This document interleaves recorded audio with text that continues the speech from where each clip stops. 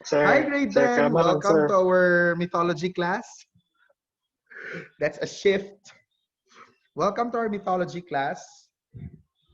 So our initial discussions for mythology went with the identification of the great 12 Olympians and some minor gods and goddesses and minor characters in mythology.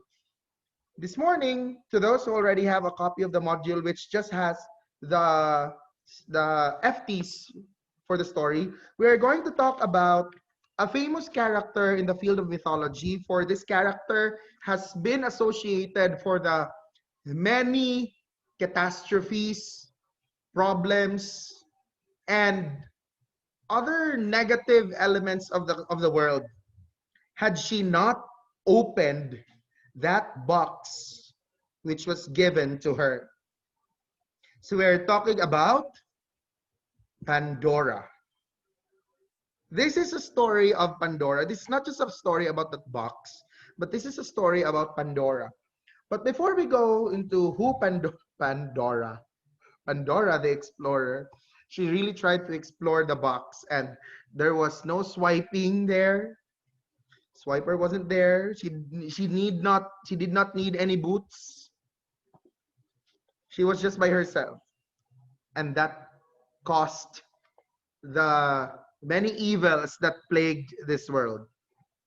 Before we go into that, though, we need to really understand first why it reached that point of having this person.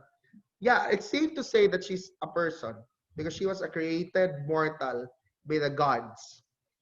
So we need to know why this person came into being, why she was even brought into the human world. Our story of Pandora begins with the names of Prometheus and Epimetheus. The story, by the way, is also here in this book. It's just that it's conjectured in several parts. It's been dissected into several parts. So we have the names of Prometheus and Epimetheus. Both are sons of the Titan Iapetus. The Titans waged war, or no, not the Titans, the gods. It was also mentioned in our discussion last week. The gods and goddesses, led by Zeus, waged war against the Titans with the hope of freeing or relieving them from their reign of the world. One, one Titan, a son of one of the Titans helped the gods. And we have the name of Prometheus. Prometheus's name means forethought. Forethought. So he has the ability of foresight. He could see what possibly could happen in the future.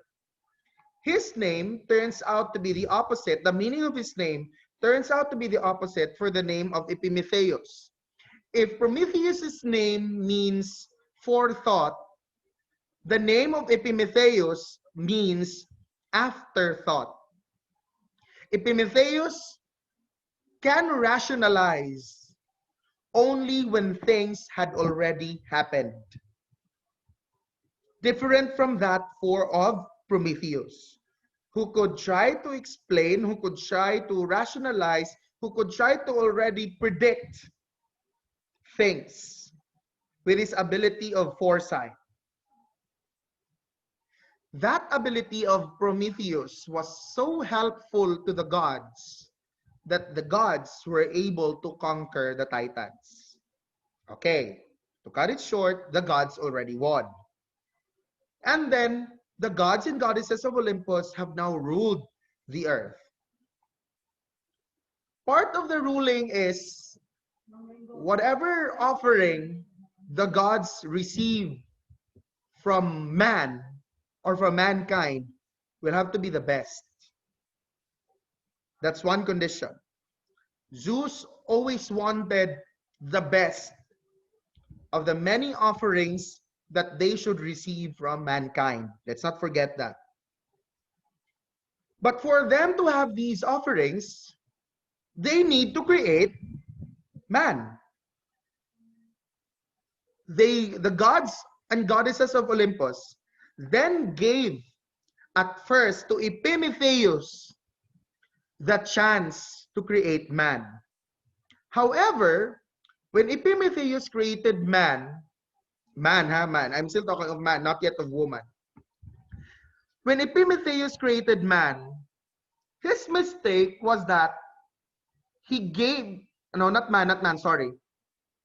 When Epimetheus was given the chance to create all the creatures, not just man, create all the creatures in this world, his big mistake was that he gave the best attributes to animals, to plants. All of the best assets were given to them. And all that's left for man were of no quality. And this did not appease the gods and goddesses. The gods and goddesses did not like it. However, Epimetheus gave man the chance to think. But what is left for man to maximize if he does not have the best attributes, best abilities? So what did the gods decide on? Okay, we will not anymore give Epimetheus the chance to create the creatures or to create man. We will now give the task to Prometheus. Now Prometheus decided to create another model of man.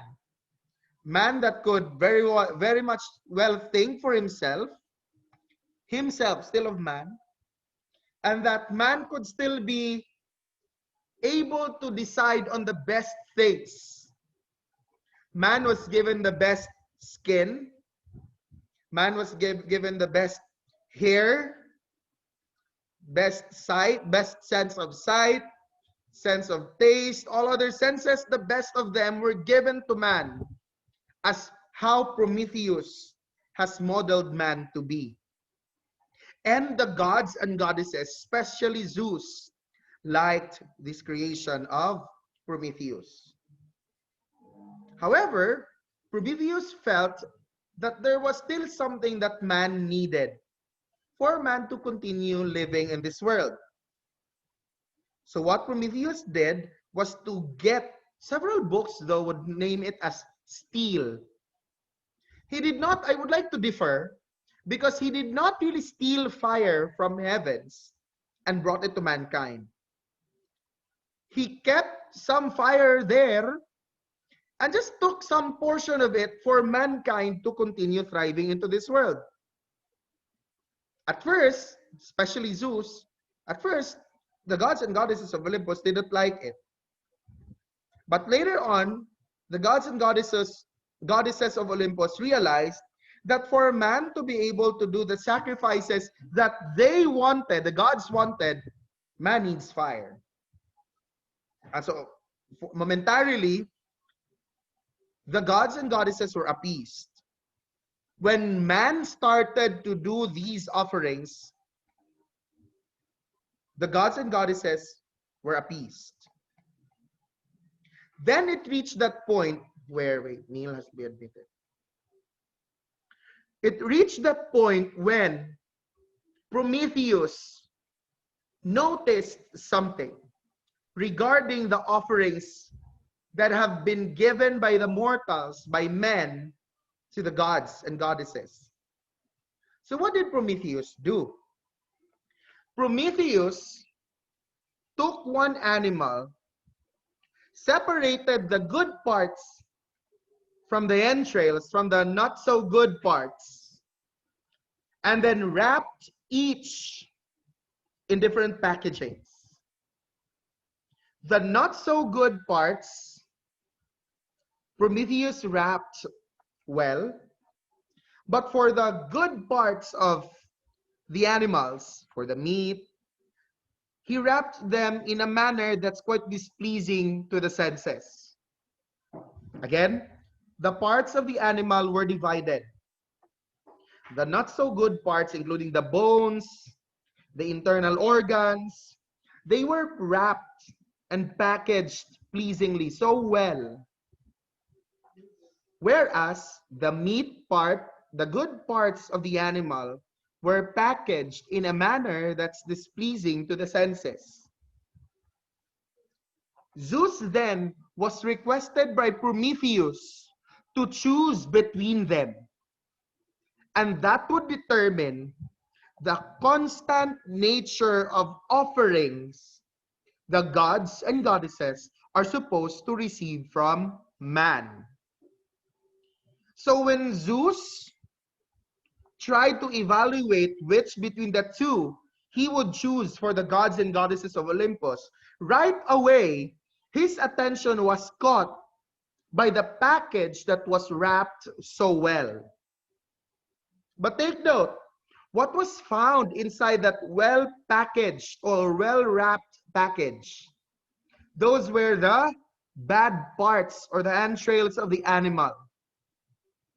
Zeus sniffed the package. It smelled so good. But he was actually being deceived by Prometheus at that point. This proves that Zeus, remember the description of Zeus? Zeus is not Zeus is not omniscient. He does not actually know everything. Had he known everything, then surely he would not choose the package which was wrapped so well. After having chosen that well-wrapped package, he opened it, and there he saw the internal organs, the bones, and that displeased him. But he must keep himself true to his words, that since that was what he was able to choose from the choices provided by Prometheus, he was left with no other choice but to continually receive the not so good parts from man as offering. Man enjoyed the good parts. Remember, there were two packages. The ones wrapped well, the one that was wrapped well was what was chosen by Zeus. It contained the not so good parts of the animal. The one that wasn't wrapped well at all contained the meat parts, the good parts of the animal. And this is what man enjoyed. And this came to be a continuous process of offering. That whenever man offered something for the gods and goddesses of Olympus, they had offered the not so good parts of animals, as they continued enjoying the meat parts, the good parts of the animals. And this displeased Zeus so much. It piled on and on and on. It did not please him. So he eventually decided, I think I have to punish mankind. But before I punish mankind, someone else has to be punished first. Guess who that being is? It's Prometheus. Prometheus became the target of Zeus' anger and punishment. Prometheus was given one more chance by Zeus before he got punished. What was this? Let's take note. Prometheus has the ability of foresight. Prometheus has informed the gods and goddesses of Olympus that one day Zeus will be dethroned by his child. As to who the mother of the child is, as to who this child is, Prometheus knew them because of his ability of foresight. But Prometheus did not divulge this information to Zeus. The chance that Zeus gave to Prometheus before he was punished was for Prometheus to tell Zeus who the mother is of that child, or who that child is that's going to dethrone him. But Prometheus kept his mouth shut. He chose not to say anything. So what did Zeus do? Zeus called on his minions. The names are Force and Violence. he called on these two to capture Prometheus and have him bound on a rock in Mount Caucasus. I hope you know the spelling of Mount Caucasus. Caucasus. So the punishment of Prometheus was to have him bound on a rock, tied to a rock in Mount Caucasus. Yes, that's the spelling, Juliana, correct. And that's not the punishment yet. That's not the complete punishment. Part of the punishment is during the daytime, a big eagle would come to feed on the internal organs of Prometheus. That happens for an entire day.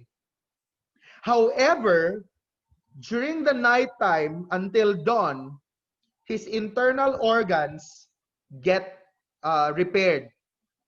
He gets cured from all of the injury, from all of the wounds that he gets from the eagle.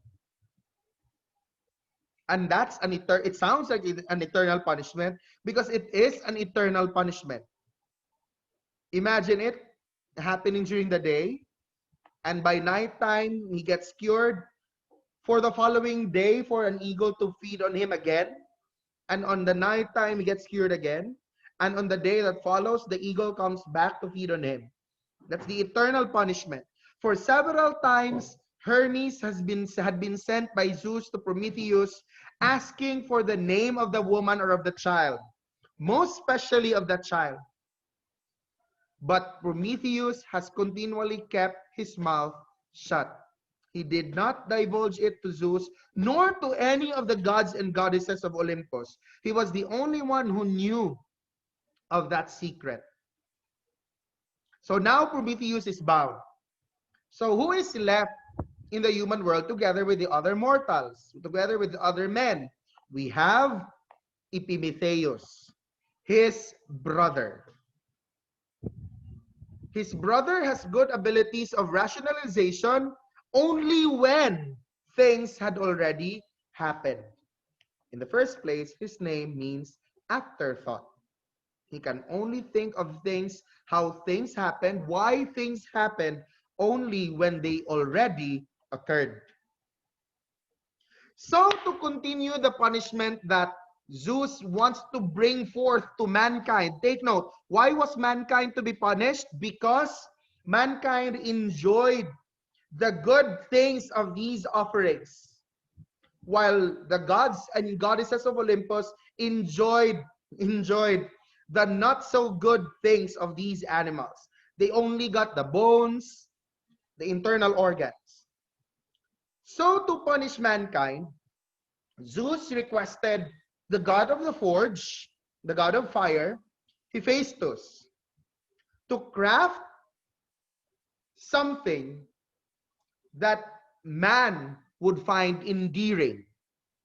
There came the figure of a woman. Hephaestus was the one who created the woman, as requested by Zeus. Then Zeus requested all gods and goddesses of Olympus to endow into this woman all possible gifts so that she would be irresistible to the eyes of men. So Aphrodite gave her beauty. In fact, in so many accounts, in so many stories, Pandora is actually likened to the face of Aphrodite. Books, other mythological stories have already placed it that Aphrodite made Pandora look like her so that she could really be captivating to the eyes of men. I mean, Aphrodite is the god of love and beauty.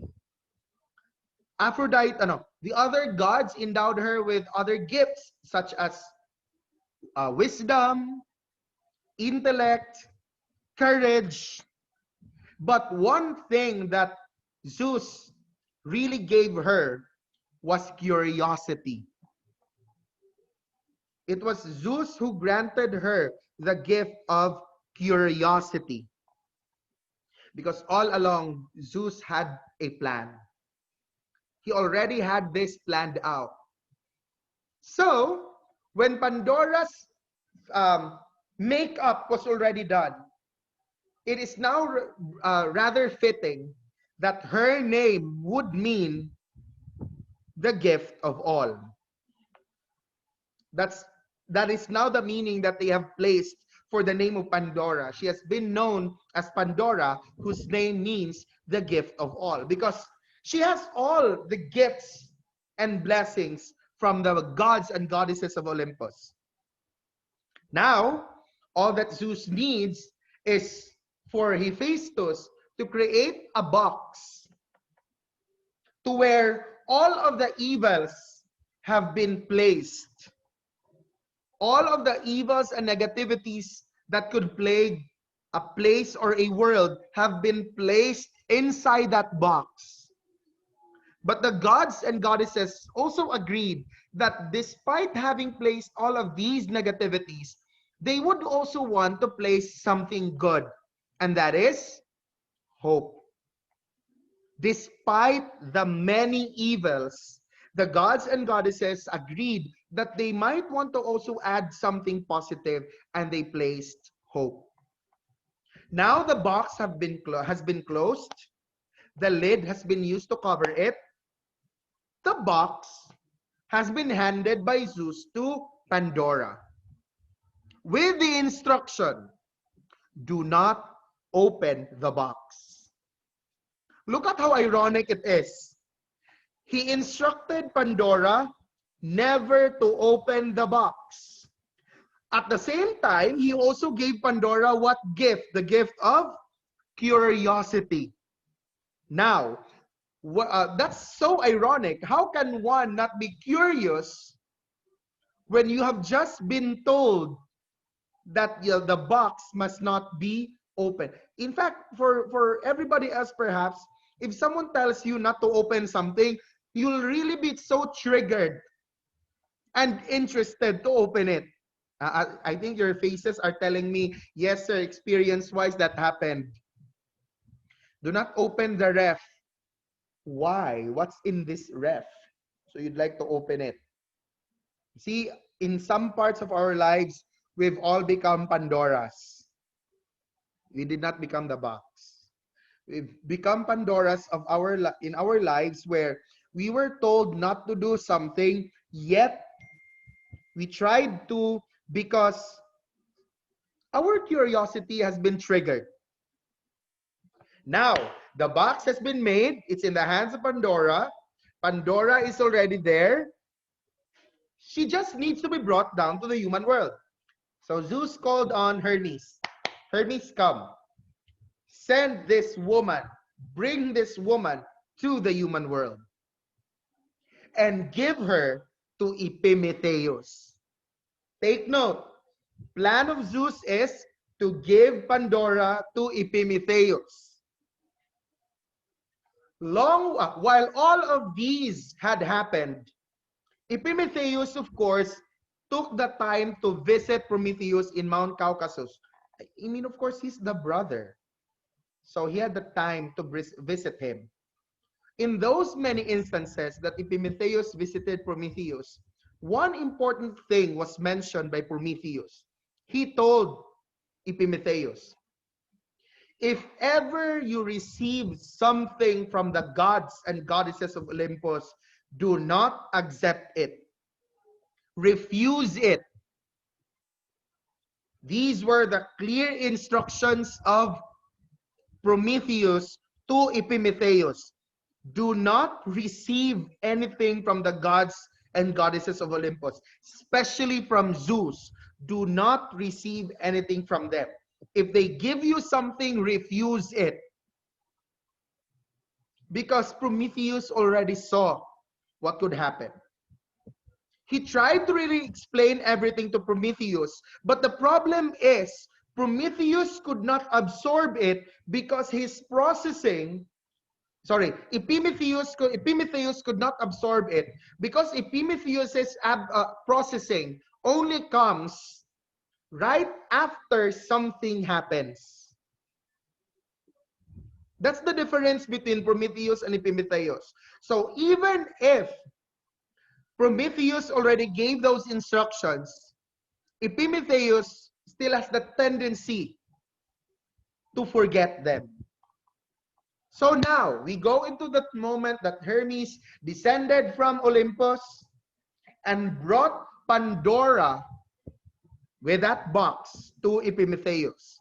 So what did Epimetheus see? He heard a knock at the door.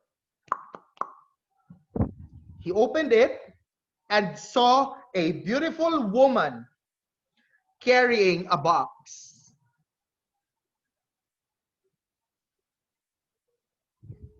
Epimetheus, as he was captivated by the beauty of the woman.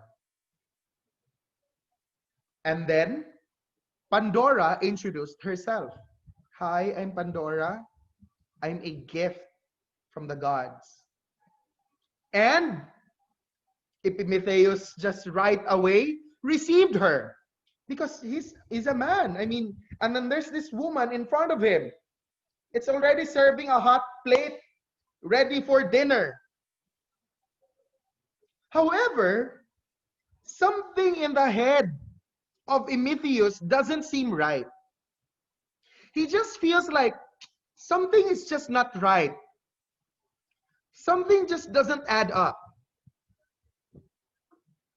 So what did Epimetheus do? He told Pandora, for a while, I'm going to leave you. I'm going to talk to my brother. You have a shiny box with you. Just don't open it. Please don't open it. Pandora was left at home. Epimetheus left. Epimetheus went to Mount Caucasus and told Prometheus of what just happened. So Epimetheus said, there's this woman that came from Olympus, a beautiful woman that came from Olympus. She was bringing a box with her. So what should I do? See, he didn't know what to do. Then Epimetheus said, return her right away to Mount Olympus. It's a clear instructions. When Epimetheus heard this from Prometheus, when this conversation took place between Prometheus and Epimetheus,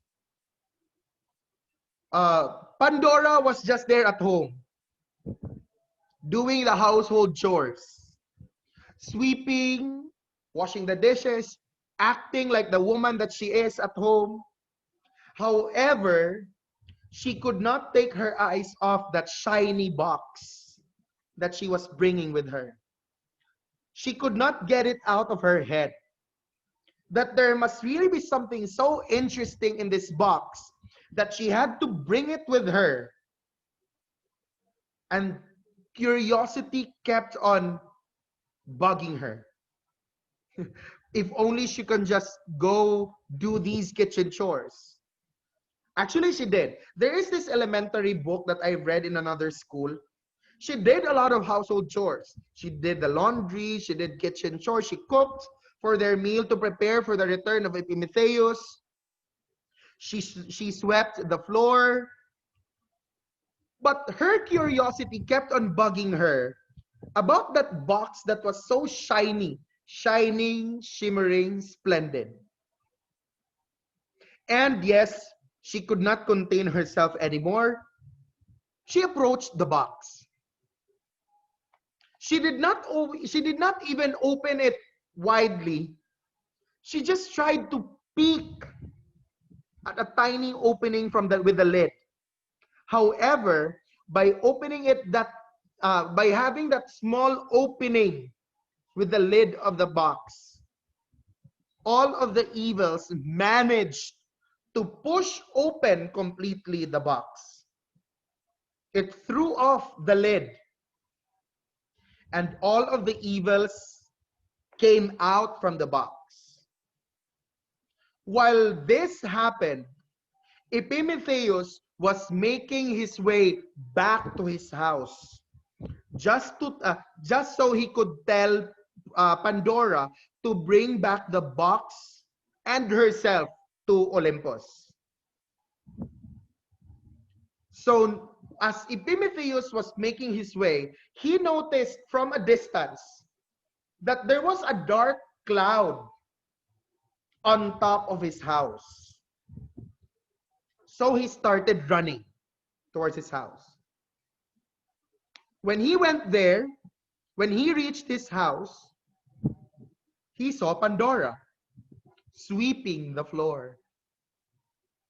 Then he asked Pandora, Pandora, did you open the box? Pandora said, no, I did not. She lied at first. She did not actually tell the truth. But then, because of his ability of afterthought, take note, Epimetheus's mind only works only when things had already happened. He rationalized that something has already taken place because that there was that dark cloud on top of his house because the box has really been opened. So he was being so insistent on getting a positive answer from Pandora. He kept on asking, Pandora, did you open the box or not? If you did not open the box, then what was that dark cloud for? Why was it here? Because of the continuous asking of questions done by Epimetheus, Pandora eventually gave in, and she told the truth. Yes, I accidentally opened the box. Accidentally opened the box. However, Epimetheus did not get mad. Even if he was already given a warning, he did not get mad at Pandora. Why? He learned to love Pandora. He pardoned Pandora for it. And they tried to check the box. When they opened it, one thing remained in the box, and that was hope. Hope remained in the box. Hope then was the remaining element. They met for like 20 minutes. Hope then was like the remaining element that people could cling on despite the many evils in this world. So that's an allegory that came from that story. But take note, yeah, Elsa would be so disappointed with this. Epimetheus perhaps felt that there was no need to get mad at Pandora because all of the evils have already come out. All of the evils have already been released. What for is the reason for getting mad at Pandora? I mean, getting mad at Pandora would not bring all of the evils back into the box. And from them, there's also an account where these two, Epimetheus and Pandora, came to be the came to be the sources for the rest of the population in the world. It's not what you're thinking. It's not what you're thinking. Wait, let me look for it here from here. It more or less had something to do with them planting out seeds, and that these seeds grew to be the rest of the men and women population of the world. And these seeds repopulated, not those seeds. And those seeds repopulated the rest of the world. Yes, seeds, Lorraine. It's not that Pandora and Epimetheus did not really stop doing something. I mean, they can just do so much in a day or in a year. So that's more or less a story a presentation on the origin of mankind based on the story of Pandora's box. And I'm glad time is 10:29. So the story is complete. The story has been completed. Any question regarding the story of Pandora? What happened to Prometheus? What happened to Prometheus? If you look at the book of Edith Hamilton, some might say that he has been rescued by Hermes. By Hermes, not by Hermes. By Hercules. He has been freed by Hercules from having been tied onto the rock on Mount Caucasus. Some might say, some accounts have said that Chiron tried to change, a centaur named Chiron tried to change places with Prometheus to free him, since Chiron is also an immortal. But not much of an account has been said afterwards, whether he really lived. But one thing is for sure, he did not divulge the names of the mother and especially of the son. That son who was bound to dethrone Zeus. Take note, Prometheus was bound on a rock in Mount Caucasus. He was not bound to Mount Caucasus. He was bound on a rock, and the rock was on Mount Caucasus. A big rock. Questions regarding the story of Pandora?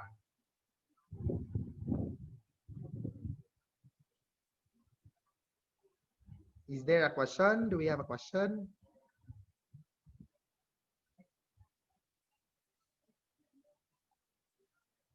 Oh my God. And that eagle would not get satisfied yet. If everybody could read this question of Angel in the chat box, I will not say it because things are recorded. I for sure the eagle will not yet get satisfied.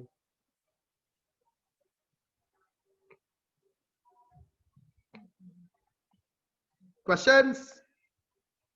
Any question? If there's none, that would be all. Then please find the time to answer the activities. We'll check the activities on Thursday. Goodbye and thank you, grade 10. Goodbye and Goodbye and thank you. And thank you, sir. Sir. Good luck, Prometheus.